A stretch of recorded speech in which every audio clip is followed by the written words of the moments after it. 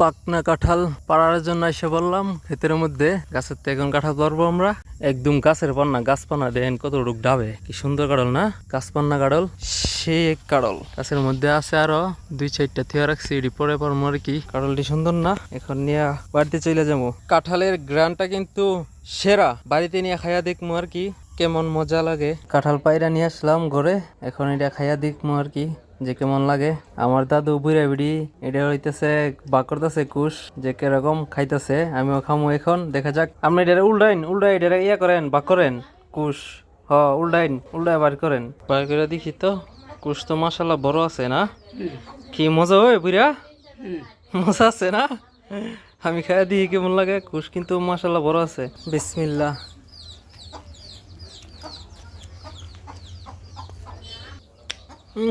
আসলেও মজা, সেরা মজা, মানে গাছের পাকনা না, সেই মিষ্টি।